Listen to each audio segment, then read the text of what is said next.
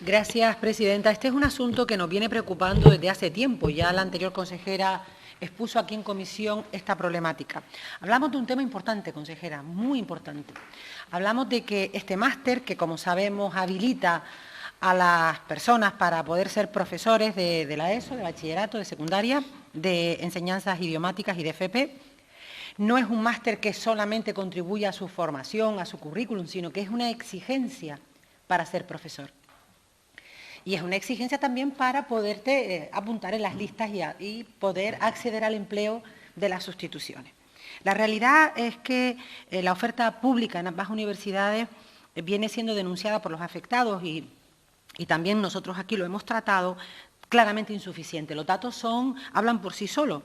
Este es un máster que en el curso actual entre ambas universidades tuvo 3.027 prescripciones, 3.027, y solo se pudieron ofertar 610 plazas. Esto significa que el 80% de las personas que intentaron prescribirse en las universidades públicas se han quedado literalmente fuera.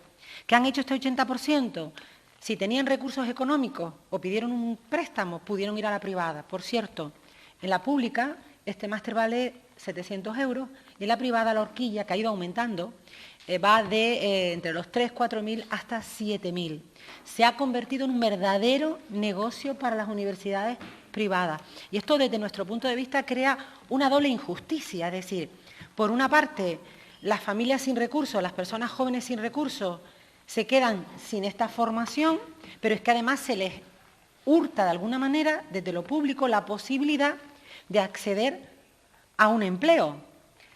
Pero es que además también el sistema educativo canario se va descapitalizando de jóvenes, es decir, que en el futuro, si no lo remediamos, solo serán docentes los que tengan dinero y puedan haberse pagado la universidad privada.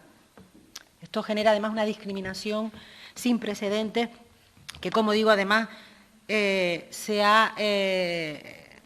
como consecuencia que las universidades privadas han tenido un verdadero negocio. Además, yo creo que esta es la primera vez en un asunto tan relevante donde se rompe un principio que en toda la etapa democrática ha sido fundamental, que es la oportunidad de cualquier persona, nazca donde nazca, de tener la opción de tener estudios superiores.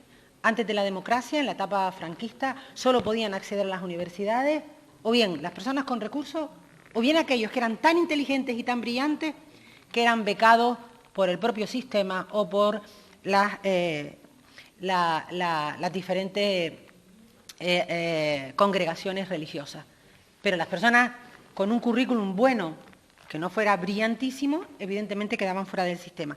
Ha sido uno de los grandes avances de la etapa democrática el acceso de las familias y de los jóvenes normales, de familias obreras, que hayan podido acceder a los estudios superiores. Y esto no se puede romper aquí. Yo sé que las universidades han expresado dos problemas, una, la falta de espacio, y otra, la falta de financiación, y yo creo que ambos problemas tienen que ser resueltos de la mano de la consejería. Y en el mientras tanto, consejera, habrá, porque probablemente el problema de la financiación yo creo que se puede resolver con los contratos programas, el problema del espacio yo creo que no puede ser un problema, pues si hay que utilizar los institutos de secundaria y de bachillerato para dar esta formación en horario de tarde que están libres, pues se utilizan los institutos. Pero esta no puede ser la razón. Tenemos que garantizar que el próximo curso escolar, esas miles de personas, chicos y chicas canarios que se han quedado fuera, tengan opción de entrar en este máster y que se, diríamos, resuelva esta injusticia social que, como digo, atenta contra un principio básico de la educación pública en el Estado y en Canarias, que es la equidad. Gracias. Muchas gracias, señora Hernández. Señora consejera. Gracias, presidenta. Soy consciente de este máster y en reuniones que he mantenido con ambos rectores lo hemos comentado, porque bueno, pues no hace falta asumir la consejería para darse ya sabíamos cuál era la problemática que había y la dificultad. Y como bien dice, pues las cantidades económicas a la hora de hacerlo oscilan de manera muy alta frente a la pública. Cuando he hablado con los rectores, lo que me han comentado es precisamente lo de las infraestructuras y bueno, también cuestión de profesorado, de este caso de los profesores también. Independientemente de eso, a través de la Comisión Universitaria se han intentado a nivel estatal llevar también cambios. como bien decía, son 610 plazas entre las dos universidades, frente al elevado número de solicitudes, como usted bien indicaba, en la prescripción que reciben. Sin embargo, la decisión de aumentar o no las plazas, como bien decía, de este máster universitario, depende en este caso de las universidades, aunque nosotros estemos, siempre me gusta poner lo que tiene autonomía universitaria, o sea, nosotros en este caso el gobierno financiamos y ellos son los que finalmente regulan todas estas cuestiones. La solución a esta alta demanda para poder ofertar plazas podría pasar por una modalidad semipresencial. Sin embargo, como se sabe, este máster está regulado por la orden 3858/2007, por la que se establecen que los requisitos para verificación de los títulos universitarios oficiales que habiliten para el ejercicio de las profesiones de profesor, educación secundaria obligatoria y bachillerato, formación profesional y enseñanzas de idioma, en su apartado 5 dice lo siguiente: estas enseñanzas se estructurarán teniendo en cuenta las materias y ámbitos docentes en educación secundaria, obligatoria y bachillerato, formación profesional, enseñanza artística, enseñanzas de idiomas y enseñanzas deportivas. Con carácter general han de ser presencial al menos el 80% de los créditos totales del máster, incluido necesariamente el practicum. Así pues, este apartado impide que las universidades lo puedan hacer de manera presencial, puedan impartirlo en modalidad semipresencial y en consecuencia pueden aumentar el número de plazas. Esa sería una posibilidad. Pero bueno, tenemos esta dificultad. Puesto que el déficit de plazas para cursar este máster afecta no solo a la Universidad Pública de Canarias, sino a todas las universidades del resto de Estado que imparten sus enseñanzas en modalidad presencial, el pasado 18 de enero, a propuesta de Dirección General de la Universidad de la Generalidad de Cataluña, a la que se unió el viceconsejero de Universidades de Investigación del Gobierno de Canarias, junto con otros representantes en materia universitaria y de otras comunidades autónomas, la Comisión Delegada de la Confederación General de la Política Universitaria acordó modificar este apartado 5, ante el citado y sustituirlo por el siguiente: estas enseñanzas se estructurarán teniendo en cuenta las materias y ámbitos docentes en educación secundaria obligatoria y bachillerato, formación profesional, enseñanzas artísticas, enseñanzas de idioma y enseñanzas deportivas, con carácter general, han de ser presencial al menos el 40% de los créditos totales del máster, incluidos necesariamente el practicum.